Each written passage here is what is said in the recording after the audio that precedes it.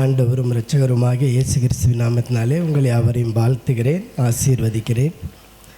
தேவன் எனக்கு இந்த வாய்ப்பை இன்றைய தினத்திலே கொடுத்திருக்கிறார். ஆகவே என் தேவாதி தேவனுக்கு நான் நன்றியையும் வாழ்த்தையும் தெரிவித்துக் கொள்கிறேன். அதைத் தொடர்ந்து கனம் குருவானவர் ஐயா அவர்களுக்கும், சபையில் இருக்கிற மூப்பர்கள், சபை ஊழியர்கள் யாவருக்கும் என் உள்ளத்தின் ஆழத்திலிருந்து நன்றியை தெரிவித்துக் கொள்கிறேன். இந்த நாளிலும் நம்முடைய திருமண்டலம் நமக்கு இந்த எம்டிஎம் ஞாயிறாக ஆசரிப்பதற்கு தேவன் நமக்கு கிருபை பாராட்டியிருக்கிறார். இந்த எம்டிஎம் ஞாயிறு வருடம் நம் பிப்ரவரி மார்ச் மாதங்களிலே ஒவ்வொரு ஆண்டிலும் நாம் ஆசரிக்கிறோம். ஒருவேளை இந்த எம்டிஎம் மிஷனரி மூமெண்ட் நம்முடைய திருமண்டலத்திலிருந்து துவங்கப்பட்டு இன்று வரைக்கும் நடைபெற்று வருகிறது. உங்களுக்கு அனைவருக்கும் நன்கு தெரிந்த ஒரு காரியம். இருந்தாலும் மிஷனரி அநேக காரியங்களை உங்களுடைய சமூகத்தில் பகிர்ந்து கொண்டார்கள். தொடர்ந்து சுருக்கமாக நான் ஒரு சில காரியங்களை மாத்திரம் உங்களுக்கு சொல்லிக்கொள்ள ஆசைப்படுகிறேன். இந்த எம்டிஎம் ஊழியமானது 1998ஆம் ஆண்டு பிஷப் காவித் அவர்கள் இருக்கும் பொழுது இந்த ஊழியம் ஆரம்பிக்கப்பட்டது. இன்றளவுக்கு 31 மிஷனரி முழு நேர பணியாளர்களாக பணியாற்றி வருகிறார்கள். தொடர்ந்து அநேக சுதேச ஊழியர்கள் மும்பையிலிருந்து அதற்காக ஜெபிக்கவும் காணிக்கைகளை வாங்கி அனுப்புகிற ஊழியங்களை செய்து வருகிறார்கள். தொடர்ந்து இந்த ஊழியத்தின் மூலமாக நடைபெறுகின்ற ஊழியம் சிறுவர் ஊழியம், பெண்கள் ஊழியம், மெடிக்கல் கேம்ப் அதிகமாக நடைபெறுவது வழக்கம். அதைத் தொடர்ந்து கிறிஸ்மஸ் மேளா என்று ஆண்டுக்கு ஒரு முறை ரொம்ப விசேஷமாக நடைபெறும். அநேக இடங்களிலிருந்து மக்கள் வந்து தங்கியிருந்து 2 நாட்கள் அந்த இடத்துல ப்ரோக்ராம் செய்வார்கள். ஏனென்றால் அங்கே இருக்கிற ஒவ்வொரு ஆலயமும் கிட்டத்தட்ட 20 கிலோமீட்டர் 10 கிலோமீட்டர் அப்படி தூரத்தில் ஆலயங்கள் இருக்கும். சின்ன சின்ன கிராமங்களிலிருந்து கால்நடையாக வருவார்கள். சில வேளைகள் நாங்கள் ஃபீல்டு விசிட் செல்லும் பொழுது அந்த இடத்துக்கு கார் பஸ்ஸு போகாது, ஏறி நடந்து போக வேண்டியிருக்கும் மலைக்கு மேல். இப்படிப்பட்ட இடங்களிலிருந்து மக்கள் தேவனை ஆராதிக்கிறார்கள். தொடர்ந்து இந்த ஊழியத்தை செய்கிற ஒவ்வொரு ஊழியர்களுக்காக எங்கள் ஜெபியுங்கள், கொடுங்கள். கர்த்தர் உங்களையும் உங்கள் குடும்பங்களையும் ஆசீர்வதிப்பாராக. ஆமேன். இப்பொழுது செய்திக்கு ஆயத்தமாக ஒரு நிமிடம் தலை தாழ்த்தி ஜெபம் செய்வோம். அன்பின் தகப்பனே, உம்மை துதிக்கிறோம், உம்மை சோஸ்தரிக்கிறோமப்பா. இந்த பரிசுத்தமான ஓய்வு நாளின் மத்தியான வேலைக்காக உமக்கு நன்றி செலுத்துகிறோம். கடந்த 2 மாதங்கள் நீர் எங்களை கண்ணின் மணி போல் எங்களை பாதுகாத்து எங்களை போஷித்து வழிநடத்தி வந்தீர். இந்த 3ஆம் மாதத்தின் முதல் நாளிலே உம்முடைய சமூகத்தில் வந்து நீர் செய்த நன்மைகளை நினைத்து உமக்கு நன்றி சொல்லும்படியாக தகப்பனே நீர் எங்களை அழைத்து வந்திருக்கிறீர். அதற்காக உமக்கு நன்றி செலுத்துகிறோம். வந்திருக்கிற ஒவ்வொரு பிள்ளைகளையும் நீர் ஆசீர்வதித்து அனுப்புங்க. அடியனை முற்றிலுமாய் மறைத்து உடைய வார்த்தை வெளிப்படட்டும். இயேசுவின் நாமத்தை ஜெபிக்கிறோம் பிதாவே, ஆமேன். மறுபடியுமாக உங்கள் யாவருக்கும் நன்றியும் வாழ்த்தையும் தெரிவித்துக் கொள்கிறேன். இந்த நாளிலே திருமண்டலம் நமக்கு தியானிப்பதற்காக கொடுத்திருக்கின்ற தலைப்பு, கிறிஸ்து ஜீவ தண்ணீரை கொடுக்கிறார். இயேசு கிறிஸ்து நமக்கு ஜீவ தண்ணீரை கொடுக்கிறார் என்கின்ற தலைப்பின் கீழே திருமண்டலம் நமக்கு தியானிப்பதற்காக இன்றைய தினம் கொடுத்திருக்கின்றது. ஆனால் எனக்கு உங்களை பார்க்கும் பொழுது ரொம்ப சந்தோஷம். ஏன்னா நாம் எல்லோருமே ஒரு குடும்பம். ஏன்னா இந்த சிறிய கூட்டத்தை பார்க்கும் பொழுது எனக்கு ரொம்ப சந்தோஷம். ஒரு குடும்பம் போல நாம் ஆராதித்து கொண்டிருக்கிறோம். ஒரு குடும்பம். இயேசு கிறிஸ்தவர்கள் எல்லோருமே ஒரு குடும்பம். அப்படிதான் நாம் எல்லோருமே கிறிஸ்துவின் பிள்ளைகளாய் இருக்கிறோம் என்று வசனம் 1 யோவான் 3:1-2 நீங்கள் பார்த்தீங்கன்னா முன் பகுதியில் சொல்லப்பட்டிருக்கிறது. நாம் தேவனுடைய பிள்ளைகள் என்று அழைக்கப்படுவதினாலே பிதாவானவர் நமக்கு பாராட்டின அன்பு எவ்வளவு பெரியதென்று பாருங்கள், எவ்வளவு பெரியதென்று பாருங்கள். அதே 1 யோவான் 3:2 பிரியமானவர்களே, இப்பொழுது தேவனுடைய பிள்ளைகளாய் இருக்கிறோம். நாம் எல்லோருமே தேவனுடைய பிள்ளைகளாய் இருக்கிறோம். தேவனுடைய பிள்ளைகள் எல்லோருமே என்றால் நாம் எல்லோரும் ஒரே குடும்பம், ஒரே குடும்பம். ஆகவே தான் தேவன் ஆதாமையும் ஏவாளையும் படைத்து அவர் பகலில் குளிர்ச்சியான வேளையிலே அவருடைய பிள்ளைகளை தேடி வந்தார். அவர்கள் பிள்ளைகளை ஆதாமையும் ஏவாளையும் தேடி ஒவ்வொரு நாளும் அவர் தேடி வந்தார். நாம் அவருடைய பிள்ளைகள் என்பதற்காக தேவன் நம்மை தேடி வருகிறார். ஒவ்வொரு நாளும் நம்மை தேடி வருகிறவராக இருக்கிறார். ஆகவே தான் வசனம் சொல்கிறது, எல்லாவற்றையும் படைத்து விட்டு மனிதனை படைத்தார். ஏனென்றால் என்னுடைய பிள்ளை எதை குறித்தும் கஷ்டப்படக்கூடாது. எல்லாவற்றையும் உலகத்திலே படைத்துவிட்டு 6ஆம் நாளிலே மனிதனை படைத்தார். ஏனென்றால் எல்லா தேவைகளையும் பூர்த்தியாக சந்திக்கின்ற தேவன். தம்முடைய பிள்ளைகளுக்கு எல்லாவற்றையும் அவர் கொடுக்கிற தேவன். எல்லாவற்றையும் கொடுத்த தேவன் தன்னுடைய பிள்ளை இடத்திலே ஒரே ஒரு கட்டளையை மட்டும் அவருக்கு கொடுத்தார். அந்த ஆதாமுக்கு ஒரே ஒரு கட்டளையை அவர் சொல்லியிருந்தார். எல்லாவற்றையும் நீ அனுபவித்துக் கொள்ளலாம், நீ பாதுகாக்க பண்படுத்தவும் உன்னை நான் இந்த ஏதேன் தோட்டத்திலே வைத்திருக்கிறேன் என்று சொன்ன தேவன் ஆதியாகமம் 2ஆம் அதிகாரம் 17ஆம் வசனம், ஆனாலும் நன்மை தீமை அறியத்தக்க விருட்சத்தின் கனியை புசிக்க வேண்டாம், அதை நீ புசிக்கும் நாளிலே சாகவே சாவா என்று கட்டளையிட்டார். தேவன் எல்லாவற்றையும் அவருக்கு சுதந்திரமாக கொடுத்தார். ஆனால் ஆதாமில் ஒரே ஒரு கட்டளையை கொடுத்தார். தன்னுடைய பிள்ளையிடத்தில் உரிமையோடு தேவன் அன்பான ஒரு கட்டளையை கொடுத்தார். என்ன சொன்னார்? எல்லாவற்றையும் நீ அனுபவிக்கலாம், ஆனால் ஒரே ஒரு காரியத்தை மட்டும் நீ செய்யக்கூடாது என்று. ஆனால் இந்த ஆதாம் என்ன செய்தான்? மீறினான். அவருடைய கட்டளையை கீழ்ப்படியாமை நிமித்தமாக அவன் மீறினதினாலே பாவம் செய்தான். இந்த உலகத்திலே பாவம் பிரவேசிப்பதற்கு இந்த ஆதாம் ஒரு காரணமாக இருந்தான். தேவன் அவனை மகிமையான சரீரத்தோடு படைத்திருந்தார். மகிமையான ஒரு சரீரம். ஏனென்றால் அவன் அந்த கனியை புசிக்கிற வரைக்கும் அவனுடைய சரீரம் மகிமையாய் இருந்தது. அவனுடைய கண் பரிசுத்தமாக இருந்தது, அவனுடைய பார்வை பரிசுத்தமாக இருந்தது. எப்போது அந்த கனியை புசித்தானோ அவனுக்கு புத்தி தெளிவடைந்தது. அந்த உலக பிரகாரமான புத்தி அவனுக்கு தெளிவடைந்தது. அதுவரைக்கும் அவன் நிர்வாணியாக இருந்தான், அவன் வெட்கப்படவில்லை. ஆனால் அந்த கனியை புசித்த உடனே பாருங்க, ஓடி போய் ஒளிந்து கொண்டான். தேவன் வந்தார், ஆதாமே எங்கே இருக்கிறாய் என்று அவனை பார்த்து கேட்ட பொழுது, நான் உமக்கு பயந்து ஒளிந்து கொண்டேன் என்று சொல்லுகிறதை நீங்கள் வாசித்திருப்பீர்கள். ஆனால் தேவன் எல்லாவற்றையும் அவனுக்கு அன்பாய் கொடுத்த தேவன் ஒரே ஒரு கட்டளையை கொடுத்தார். அதை மீறி பாவம் செய்தான். சாத்தான் அழகாக வஞ்சித்து 1ஆம் ஆதாமை வீழ்த்தி விட்டான். அதே போல் 2ஆம் ஆதாமாகிய இயேசு கிறிஸ்துவையும் வீழ்த்துவதற்காக இந்த சாத்தான் முயற்சி செய்தான். மத்தேயு எழுதின சுவிசேஷம் 4ஆம் அதிகாரம் 1லிருந்து 11ஆம் வசனம் வரைக்கும் உங்களுக்கு நன்கு தெரியும், வாசிக்க வேண்டாம்.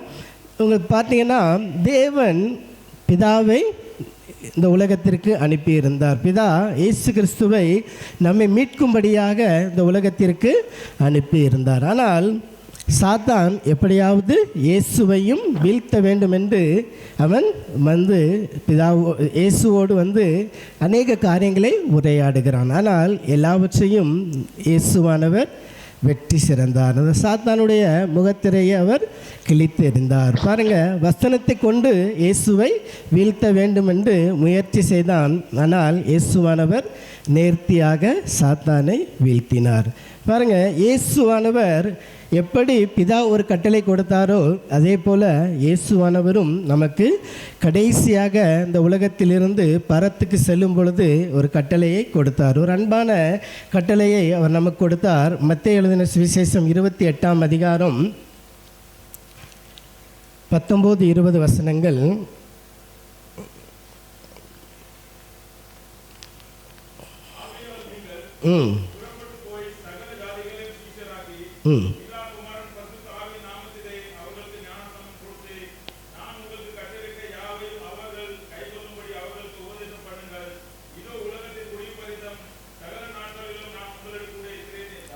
பாருங்க, ஆகையால் நீங்கள் புறப்பட்டு போய் சகல ஜாதிகளையும் சீசராக்கி பிதா குமாரன் பரிசுத்த ஆவியின் நாமத்தினாலே அவர்களுக்கு ஞானஸ்நானம் கொடுத்து திருச்சபைகளே மந்தைகளாய் சேர்க்க வேண்டும். இந்த பணியைத்தான் அவர் கட்டளையாக பரத்துக்கு செல்லும் பொழுது அவர் சீசர்களுக்கு கொடுத்து விட்டு சென்றார். சீசர்களுக்கு நம்மை பார்த்து மனிதர்களாக நமக்கு அன்பாக ஒரு கட்டளையை தேவன் கொடுத்து சென்றார்.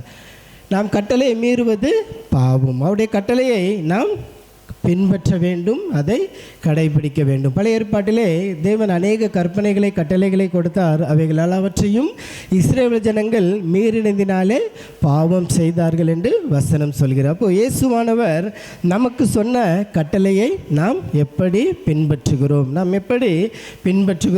என்பதைத்தான் நாம் இன்றைக்கு ஒரு சில காரியங்களை நாம் இன்றைக்கு தியானிக்க இருக்கிறோம். இதைத்தான் சீசர்கள் இயேசுவானவர் சொன்ன கட்டளையை அப்படியே கேட்டு அவர்கள் 1ஆம் நூற்றாண்டிலே உலகமெங்கும் போய் சுவிசேஷத்தை பிரசங்கித்தார்கள். உலகமெங்கும் போய் சுவிசேஷத்தை பிரசங்கித்ததுனால தான் இன்றைக்கி உலகமெங்கும் கிறிஸ்தவர்களாய் நாம் வாழ்ந்து கொண்டு இருக்கிறோம். அநேக திருச்சபைகளை அவர்கள் கட்டி நிறுவினார்கள்.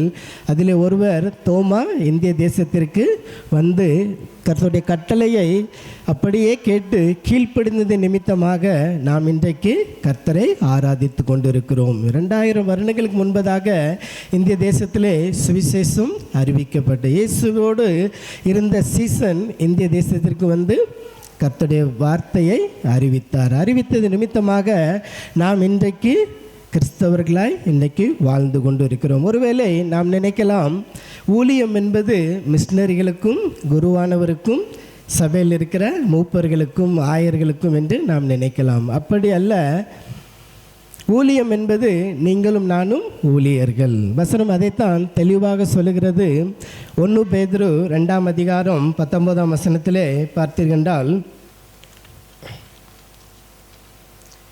நீங்களோ உங்களை அந்தகாரத்தினின்று நம்முடைய ஆச்சரியமான ஒளியினிடத்திற்கு வரவழைத்தவருடைய புண்ணியங்களை அறிவிக்கும்படிக்கு தெரிந்து கொள்ளப்பட்ட சந்ததியாயும் ராஜரிகமான ஆசாரிய கூட்டமாயும் பரிசுத்த ஜாதியாயும் அவருக்கு சொந்த ஜனமாயும் இருக்கிறீர்கள். நீங்களும் நானும் யாரு?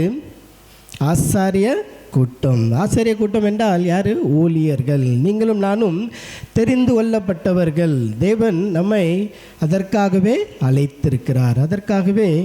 நாம் ஊழியத்தை செய்ய வேண்டும். இயேசு கிறிஸ்துவுடைய அன்பை மற்றவர்களுக்கு நாம் அறிவிக்க வேண்டும். அதற்காகத்தான் தேவன் நம்மை தெரிந்தெடுத்திருக்கிறார். ஒருவேளை நாம் சாக்கு போக்கு சொல்லிக்கொண்டு எனக்கு ஊழியம் கிடையாது என்று நாம் சொல்வதற்கு ஒன்றுமே இல்லை. ஒருவேளை இந்த மும்பை பட்டணத்திற்கு நம்மை அழைத்து வந்ததற்கு ஒரு நோக்கம் உண்டு. நம்முடைய முன்னோர்கள் எப்படி மிஷினரி சொன்னாங்களா, நாங்கள் அங்கே கிராமப்புறங்களிலே இயேசுவை ஏற்றுக்கொண்டதினாலே எங்களுக்கு அநேக துன்பங்கள் அநேக கஷ்டங்கள் எங்களுக்கு உண்டு. எங்களை ரேஷன் பந்த் பண்ணுறாங்க, லைட் இப்படி அநேக சின்ன ஏன்னா கிராமங்களிலே இது எளிதாக நடக்கும். ஒரு கூட்டமாக சேர்ந்து கொண்டு இயேசுவை ஏற்றுக்கொண்ட பிள்ளைகளுக்கு விரோதமாக அநேக காரியங்களை செயல்படுத்துவார்கள். ஆனால் நம்முடைய முன்னோர்களை நாம் யோசித்து பார்ப்போம். 200 வருடங்களுக்கு முன்பதாக நம்முடைய முன்னோர்கள் இதே கஷ்டத்தை அனுபவித்திருப்பார்கள். அப்படிதானே?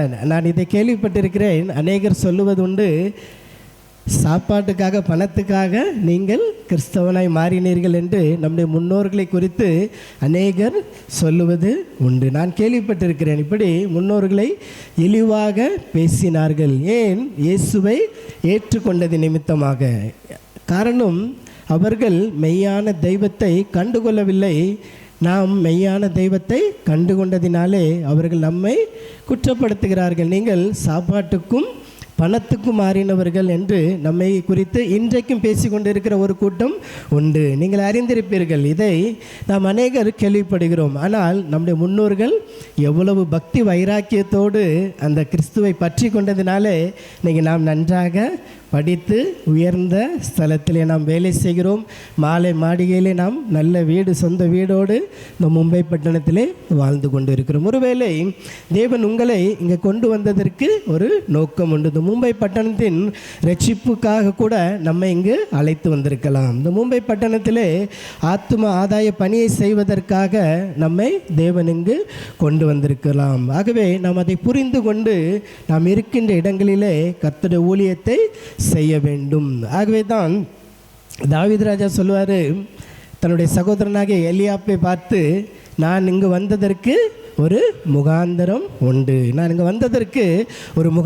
உண்டு என்று தன்னுடைய சகோதரனிடத்திலே சொல்லுவார். அவன் சகோதரன் சொல்லுவார், நீ உன்னுடைய துணிகரத்தையும் உன்னுடைய அகந்தையும் நான் அறிவேன், நீ இங்கே வந்தது எதற்கு என்று அவரை அதட்டும் பொழுது தைரியமாய் சொல்லுவார், நான் இங்கே வந்ததற்கு ஒரு முகாந்திரம் உண்டு.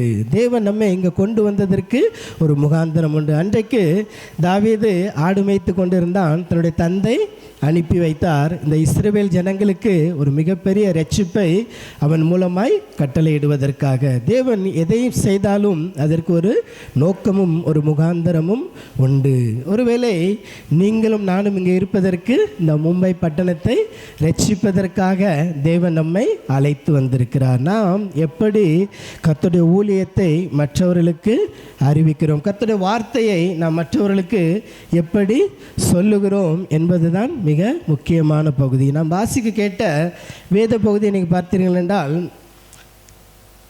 அதற்கு முன்பதாக பவுல் சொல்லுகிறார் 1 கொரிந்தியர் 9:16 சுவிசேஷத்தை அறிவிப்பது என்மேல் விழுந்த கடமை, என்மேல் விழுந்த கடமை என்று பவுல் சொல்லுகிறார். ஏனென்றால் கர்த்தருடைய வார்த்தை சுவிசேஷமானது, இந்த நற்செய்தி இங்கே இருக்கிற ஜனங்களுக்கு நாம் அறிவிக்க வேண்டும். ஆகவே தான் அங்கங்கு சிறு கூட்டமாய் நம்மை தேவன் வைத்திருக்கிறார். தேவன் வைத்திருப்பதற்கு நோக்கம், நாம் இந்த மும்பை பட்டணத்திற்காக நாம் இருக்கின்ற இடங்களிலே, நாம் வசிக்கின்ற இடங்களிலே கர்த்தருடைய வார்த்தையை மற்றவர்களுக்கு அறிவிப்பதற்காக.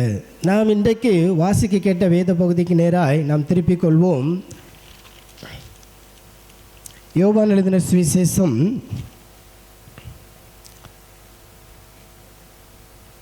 7ஆம் அதிகாரம் 38ஆம் வசனம்.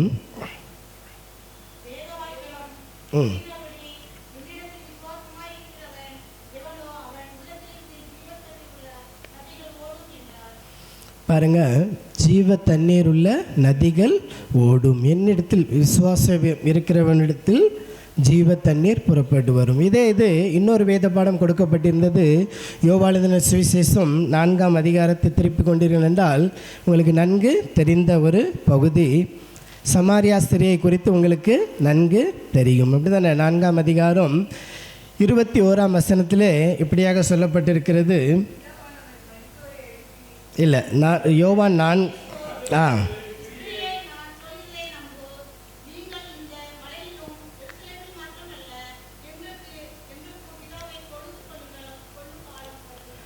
உலகமெங்கும் எங்கும் பிதாவை தொழுதுகின்ற காலம் வரும். அதைத்தான் இன்றைக்கு நாம் செய்து கொண்டிருக்கிறோம்.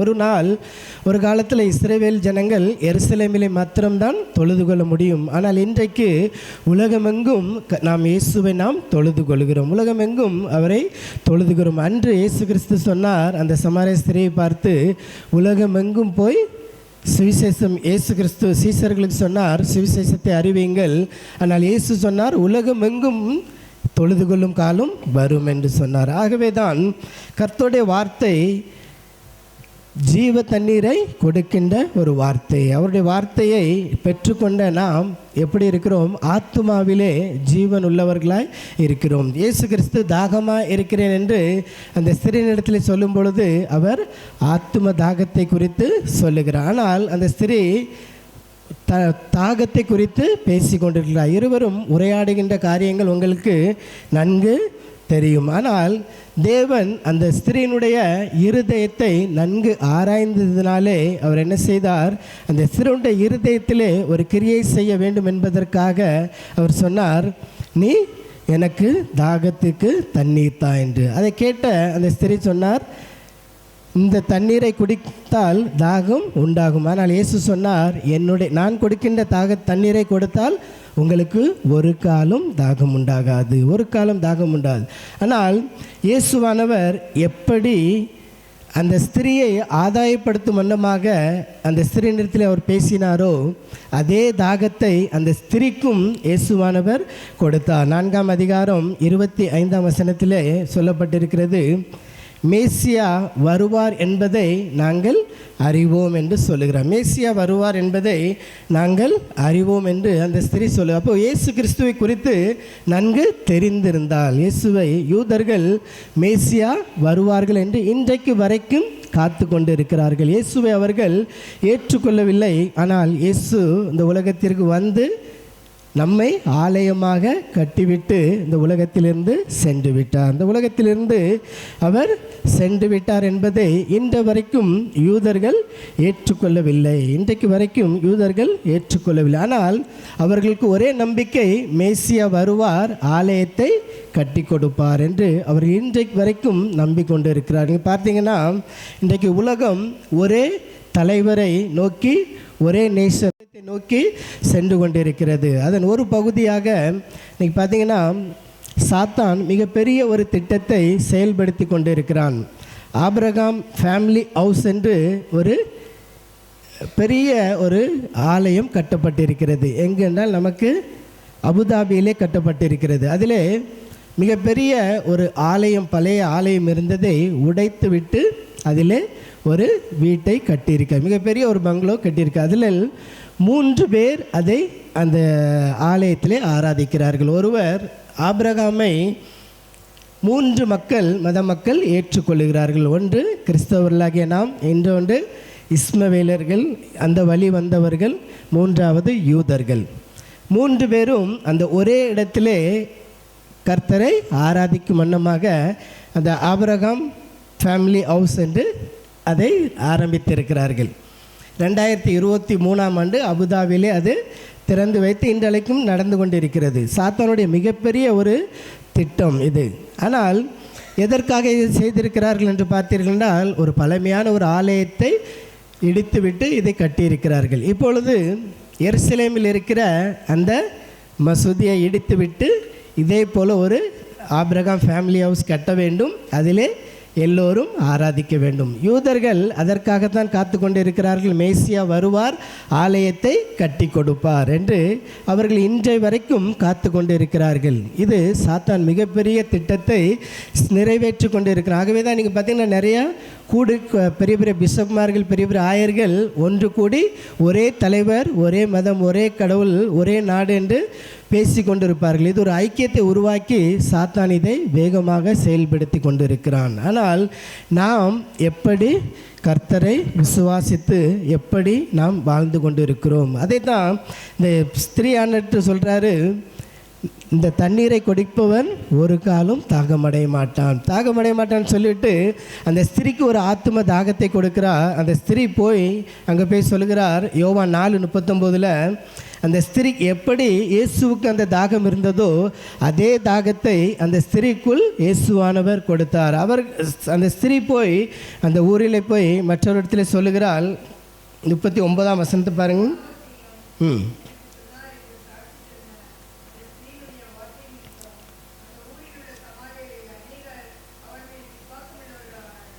பாருங்க, இந்த ஸ்திரீ போய் அங்கே போய் சொல்கிறா, தேவன் எல்லாவற்றையும் என் வாழ்க்கையில் நடந்ததை சொன்னார். அதுக்கு முந்தைய வசனம் பார்த்தீங்கன்னா 29 நான் செய்த எல்லாவற்றையும் ஒரு மனுஷன் எனக்கு சொன்னார், அவரை வந்து பாருங்கள், அவர் கிறிஸ்துதானோ என்று அவள் அறிவிக்கிறாள். அவள் மற்றவரிடத்திலே அறிவிக்கிறார். அது நிமித்தமாக அநேகர் வந்து இயேசுவை பார்க்கிறார்கள். அது 42ஆம் வசனத்தில் இயேசுவை அவர்கள் ஏற்றுக்கொள்ளுகிறார்கள். நீ சொன்னது நிமித்தம் அல்ல, அவரை நாங்கள் விசுவாசிக்கிறோம் என்று அவர்கள் ஏற்றுக்கொள்ளுகிறார்கள். முதலாவது அந்த ஸ்திரீ இயேசுவை பார்த்து சொன்ன வார்த்தைக்கு பிற்பாடு அவர் சொல்கிற வார்த்தைக்கு வித்தியாசம் இருக்கிறது. தேவன் எப்படி அந்த ஆத்ம தாகத்தை அந்த ஸ்திரீக்குள் ஊற்றினார்? ஸ்திரீக்குள் எப்படி ஊற்றினார்? நீ போய் அங்கு போய் மக்களிடத்திலே சொல்ல வேண்டும். அவர் வந்து சொன்னது நிமித்தமாக அநேகர் இயேசுவை ஏற்றுக்கொண்டார்கள். அதைத்தான் தேவன் நம்மிடத்திலும் எதிர்பார்க்கிறார். தேவன் நம்மிடத்திலும் அதே காரியங்களை எதிர்பார்க்கிறார். நீங்கள் பார்த்தீங்கன்னா சத்திய வசனத்தை அறியுங்கள், சத்தியம் உங்களை விடுதலை ஆக்கும் என்று வசனம் நமக்கு கற்றுக் கொடுக்கிறது. நாம் வசனத்தை ஒவ்வொரு நாளும் எப்படி பயன்படுத்துகிறோம், நாம் எப்படி பயன்படுத்துகிறோம் என்பதை நம்முடைய வாழ்க்கையிலே நாம் ஒவ்வொரு நாளும் ஆராய்ந்து பார்க்க வேண்டும். 2 நாளாகமம் புஸ்தகத்தில் 17ஆம் அதிகாரம் 9ஆம் வசனத்தில் யோசபாத் என்கின்ற ராஜாவை குறித்து சொல்லப்பட்டிருக்கிறது. யோசபாத் என்கின்ற ராஜா,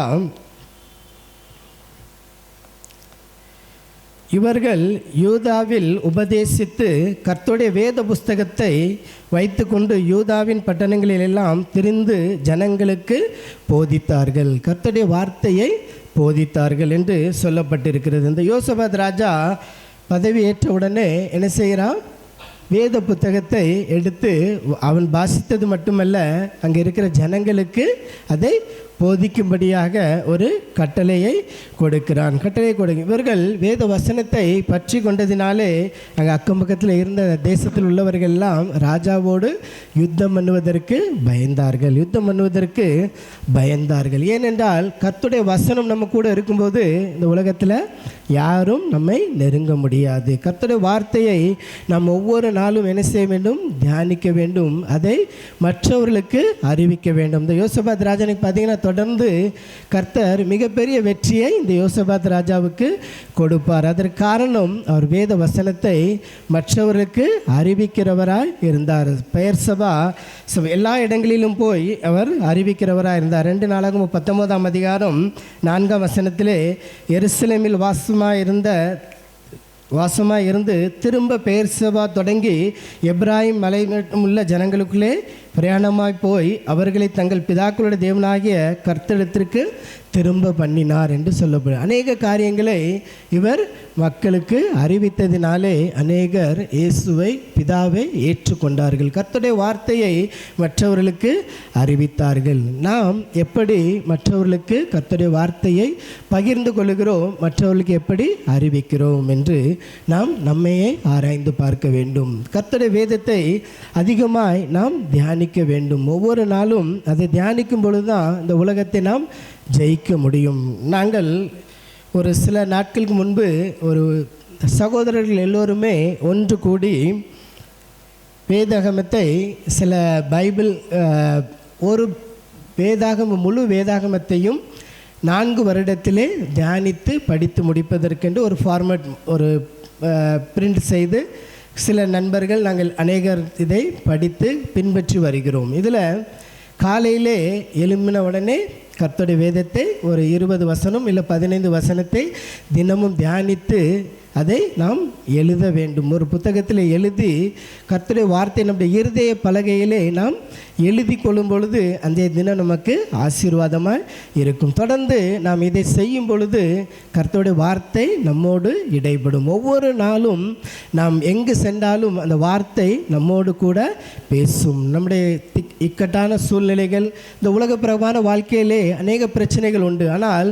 கர்த்தருடைய வார்த்தை நம்மோடு இடைப்படும். ஒவ்வொரு நாளும் நாம் வேதத்தை தியானிக்கும் பொழுது தேவன் பெரிய காரியங்களை செய்கிறார். நானும் கடந்த 2018 இந்த காரியத்தை நான் செய்து வருகிறேன். செய்வது நிமித்தமாக இன்றைக்கி கர்த்தர் அநேக ஆசீர்வாதங்களை என் வாழ்க்கையிலே கொடுத்திருக்கிறார். நாம் கர்த்தரை எப்படி தேடுகிறோம் என்பதை கர்த்தர் பார்த்து கொண்டே இருக்கிறார். என் பிள்ளை எப்படி என்னுடைய வசனத்தை வாசிக்கிறான், தியானிக்கிறான், அதற்கு எப்படி கீழ்ப்படுகிறான் என்பதை தேவன் ஒவ்வொரு நாளும் பார்த்து கொண்டே இருக்கிறார். அதை பார்த்த தேவன் என்னுடைய கடந்த நாட்களை நான் பார்க்கும் பொழுது இன்றைக்கு தேவன் எவ்வளவோ ஆசீர்வதித்திருக்கிறார். அதை நான் சொல்லும்போது அநேகர் நம்ப மாட்டார்கள். அந்த அளவிற்கு தேவன் என் வாழ்க்கையிலே ஒரு ஆசீர்வாதத்தை கொடுத்திருக்கிறார். ஏனென்றால் நாம் கர்த்தருடைய வார்த்தையை பற்றி கொண்டு அதன்படி நாம் நடக்கும் பொழுது தேவன் நம்முடைய வாழ்க்கையிலே வெற்றியை கொடுக்கிறார். அதை இந்த யோசபாத் ராஜாவுடைய வாழ்க்கையிலே யோசபாத்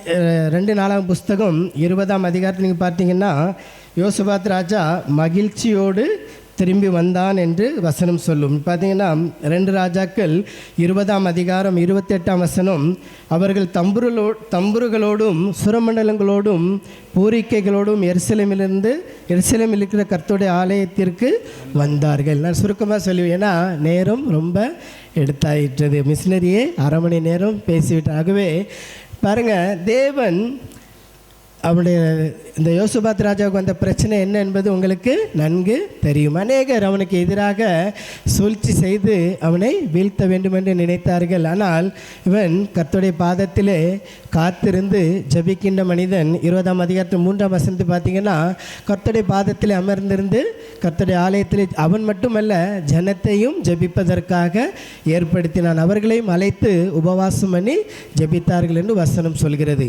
இந்த 17ஆம் அதிகாரத்திலிருந்து 20ஆம் அதிகாரம் வரைக்கும் நம்ம வாசிக்கும் பொழுது யோசபாத்துடைய வாழ்க்கையிலே தேவன் செய்த அற்புதங்களை நம்மால் பார்க்க முடியும். காரணம், அவன் கர்த்தருடைய வார்த்தையை கை கொண்டது மட்டுமல்ல, மற்றவர்களுக்கும் அறிவித்தான். அவன் யூதாவுக்கு ராஜாவாக இருந்தான், ஆனால் இஸ்ரவேலுக்கு ஆகாப் என்கின்ற ஒரு ராஜா இருந்தான். ஆனால் அவர்கள் கர்த்தருடைய வழியை விட்டு பின்மாற்றம் அடைந்தவர்களை அவர்களுக்கும் கர்த்தருடைய வார்த்தையை அறிவித்தான் என்று வசனம் சொல்கிறது. பாருங்க, எவ்வளவாய் தான் பெற்ற சந்தோஷம் மற்றவர்களும் பெற்றுக்கொள்ள வேண்டும் என்பதற்காக கர்த்தருடைய வார்த்தையை அவர்களுக்கும் அறிவித்தான். ஆகவே தான் அந்த 20ஆம் அதிகாரத்தில் மிகப்பெரிய ஒரு பிரச்சனை வந்துச்சு. ஆனால் தேவன் அதை அவனுக்கு லகுவாக வெற்றியாக மாற்றி கொடுத்தார். காரணம், அவன் கர்த்தருடைய வார்த்தையை பற்றி கொண்டது நிமித்தமாக, அதன்படி நடந்தது நிமித்தமாக மற்றவர்களுக்கு அறிவித்தான்.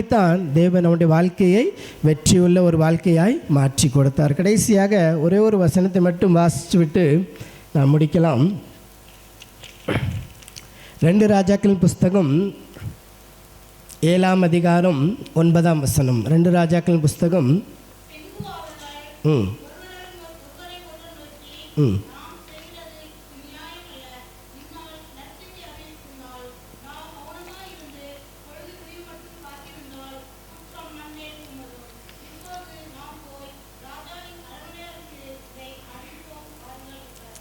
பாருங்க, பின்பு அவர்கள் ஒருவரை ஒருவர் நோக்கி, நாம் செய்கிறது நியாயம் அல்ல, இந்த நாள் நற்செய்தி அறிவிக்கும் நாள், இந்த நாள் நற்செய்தி அறிவிக்கும். ஆகவே தான் திருமண்டலம் இன்னைக்கு மிஷினரி ஞாயிறாக நமக்கு கொடுத்திருக்கிறது.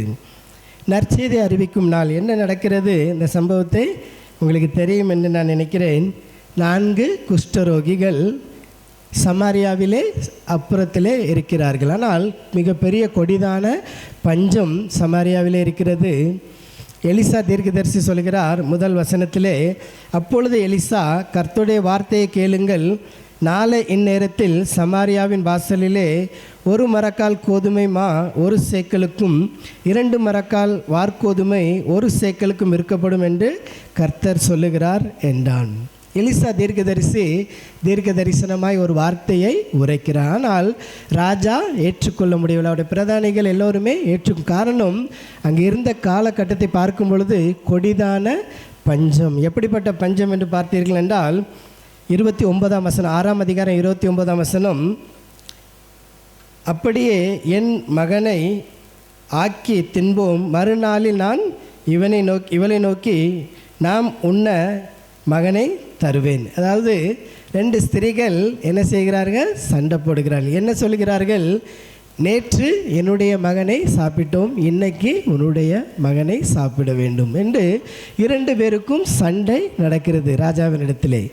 அந்த அளவிற்கு பிள்ளையை உண்ணுகின்ற அளவிற்கு கொடிதான பஞ்சம். ஆனால் தீர்க்கதரிசி சொல்கிறாரு, நாளைய தினத்திலே இந்த அதிசயம் நடக்கும் என்று. ராஜாவால் ஏற்றுக்கொள்ள முடியவில்லை. 4 குஷ்டரோகிகள் பேசிக்கொள்கிறார்கள், நாம் இங்கே இருப்பதை விட இருந்தாலும் சாக போகிறோம், ஒருவேளை நாம் பாளையத்துக்கு சென்று அங்கு போய் அவர்கள் கையினால் மடிந்து போவோம் என்று அவர்கள் பேசிக்கொண்டு பாளையத்துக்கு வருகிறார்கள். வந்த இடத்தில் என்ன நடக்கிறது? தேவன் அந்த இடத்துல ஒரு இரைச்சலை கட்டளையிடுகிறார். ஒரு ஆண்டவர் சீரியரின் 6ஆம் வசனம் 7:6, 2 ராஜாக்கள் 7ஆம் அதிகாரம் 6ஆம் வசனம், ஆண்டவர் சீரியனின் இராணுவத்திற்கு ரதங்களின் இரைச்சலையும் குதிரைகளின் இரைச்சலையும் மகா இராணுவத்தின் இரைச்சலையும் கேட்க பண்ணினதினால் என்று போடப்பட்டிருக்கிறது. இந்த இரைச்சலை கேட்ட மாத்திரத்திலே அவர்கள் பயந்து ஒருவருக்கொருவர் ஓடி போனார்கள். நான் இங்கிருந்து தப்பி போனால் நலமாக இருக்கும். ஓடி போனவர்கள் குதிரையும் கழுதையும் விட்டு ஓடி போனார்கள். ஏன்னா அதில் ஏறி ஓடி போயிருந்தால் கூட சீக்கிரமாக போயிருக்கலாம், அப்படி தானே? அதையும் விட்டு ஓடி போனார்கள். நீ பாருங்கள், இந்த இடத்துல தேவன் ஒரு பெரிய காரியத்தை செய்கிறார். ஆனால் அந்த குஷ்டரோகிகளுக்கு ஒரு காரியம் நடக்கிறது. குஷ்டரோகிகள் அதற்கு முந்தின வசனத்தில் வந்து நன்றாக சாப்பிட்டு விட்டு பொன்னையும் வெள்ளியையும் எடுத்துக்கொண்டு தன்னுடைய அறையிலே கொண்டு சேர்த்து வைத்துவிட்டு மறுபடியும் வந்து அங்கு அந்த இடத்துல வந்து நிற்கிறார்கள் பாளையத்தில். அப்போது தான் குஷ்டரோகி சொல்கிறார்கள், நாம் இந்த செய்தியை ராஜாவுக்கு அறிவிக்க வேண்டும், இல்லை என்றால் அந்த குற்றம் நம்மேல் சுமரும். இன்று நற்செய்தி அறிவிக்கும் நாள். நாம் மௌனமாய் இருந்து பொழுது விடியும் மட்டும் காத்திருந்தால் குற்றம் நம்மேல் சுமரும். இப்பொழுது நாம் போய் ராஜாவின் அரண்மனையாருக்கு இதை அறிவிப்போம் வாருங்கள் என்றார். இதைத்தான் இன்றைக்கு இயேசுவானவர் நம்மிடத்திலே எதிர்பார்க்கிறார். கர்த்தருடைய சத்தியத்தை, இயேசு நல்லவர் என்பதை நீங்களும் நானும் மற்றவர்களுக்கு அறிவிக்க வேண்டும். அறிவிக்காவிட்டால் நம்மேல் குற்றம் சுமரும். தேவன் அதைத்தான் சொன்னார், அந்த பரத்துக்கு ஏறி போகும் பொழுது சகல ஜனத்தையும் எனக்கென்று நீங்கள் சீசராக்குங்கள் என்று. அப்போ கர்த்தருடைய வார்த்தையை நாம் மற்றவர்களுக்கு பகிர்ந்து கொள்ள வேண்டும். ஒருவேளை நீங்கள் நினைக்கலாம், இந்த அரசியல் சூழ்நிலையிலே காலகட்டத்தில் நாம் எப்படி பகிர்ந்து கொள்ள முடியும் என்று. ஒருவேளை அது நம்மை நாமே பயமுறுத்துகிற காரியமாக இருக்கலாம். அதற்கு தேவன் நம்மை அழைக்கவில்லை. நான் ஒரு காரியத்தை உங்களுக்கு சொல்கிறேன். இந்த உலகம் இயேசுவை தேடிக்கொண்டிருக்கு. உண்மையான தெய்வம் யார் என்பதை இந்த உலகம் தேடிக்கொண்டிருக்கிறது. நாம் அவர்களுக்கு சொல்ல வேண்டும். நாம் சொல்லாவிட்டால் வேறு யாருமே சொல்ல மாட்டார்கள். நான் ஒரே ஒரு காரியத்தை சொல்லி விடுகிறேன். இந்த கிறிஸ்மஸ் பண்டிகை காலங்களிலே நான் ஒரு காரியத்தை செய்ய நினைத்திருந்தேன். எப்படியாவது ஒரு 100 வேதாகமத்தை இங்கே இருக்கிற மற்றவர்களுக்கு கொடுக்க வேண்டும் என்று நான் நினைத்திருந்தேன். அதை ஜெபத்தோடு செய்ய வேண்டும் என்று 100 வேதாகமத்தை நான் என்னுடைய வாகனத்தில் வைத்து கொண்டு ஜெபித்து விட்டு சில பொருட்களையும் வாங்கி வைத்திருந்தேன். 24ஆம் தேதி மாலை 5 மணிக்கு ஆரம்பித்தேன். எப்படியாவது அநேகருக்கு கர்த்தருடைய வசனத்தை சொல்ல வேண்டும், கொடுக்க வேண்டும் என்று நினைத்திருந்தேன். சாயங்காலம் 5 மணிக்கு ஆரம்பித்தேன். முதலாவது காஞ்சூர் மார்க் சிக்னலில் பவாயில், அந்த சிக்னலில் இருக்கிற டிராஃபிக் போலீஸ் நிற்கிற இடத்துல போய் என்னுடைய வாகனத்தை நிப்பாட்டி விட்டு அவரிடத்துல போய் மேரி கிறிஸ்மஸ் சொல்லிவிட்டு ஒரு வேதாகமத்தையும் ஒரு கேக்கையும் ஒரு ஃப்ரூட்டியையும் அவருடைய கரங்களிலே கொடுத்தேன். அன்போடு ஏற்றுக்கொண்டார்கள்.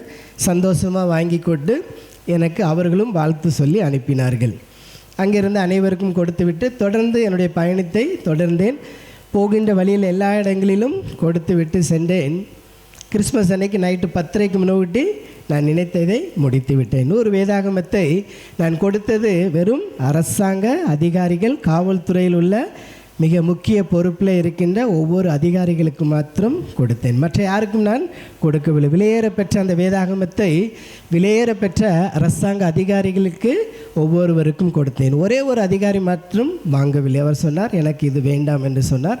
நான் அவருக்கு சந்தோஷமாக தேங்க்யூ என்று சொல்லிவிட்டு திரும்ப பெற்றுக்கொண்டேன். ஏன் சொல்லுகிறேன் என்றால், மக்கள் ஏங்கி கொண்டிருக்கிறார்கள். கர்த்தருடைய வார்த்தையை படிப்பதற்கும் வாங்குவதற்கும் அவர்கள் காத்து கொண்டிரு. யாராவது ஒருவர் கொடுப்பாரா என்று ஒரு அதிகாரி என்னிடத்தில் கேட்டார். நான் மராட்டி வேதாகமத்தை கொடுத்தேன். ஏன்னா அவர்கள் எல்லாருமே மராட்டி சமூகத்தை சேர்ந்தவர் என்பதற்காக. அவர் கேட்டார், ஆங்கில வேதாகமம் இருந்தால் கொடுங்கள், என்னுடைய பிள்ளைக்கு படிக்க கொடுப்பேன் என்று. பாருங்கள், அவர்கள் இயேசுவை தேடுகிறார்கள், விரும்புகிறார்கள், வாஞ்சிக்கிறார்கள். ஆனால் நாம் தான் சொல்லாமல் அமர்ந்து கொண்டு இருக்கிறோம். அதை தான் இந்த குஷ்டரோகி சொல்லுகிறார்கள், குற்றம் நம்மேல் சுமரும். கர்த்தருடைய வார்த்தையை அறிவிப்பதற்காக இந்த இடத்தில் நம்மை தேவன் வைத்திருக்கிறார். ஒருவேளை முதல்ல சொன்னது போல இது மிஷினரியோட வேலை, ஆயர்களோட வேலை, இல்லை ஊழியர்களோடது, போதகருடையது என்று நாம் தட்டி கழிப்பதற்கு நேரம் அல்ல.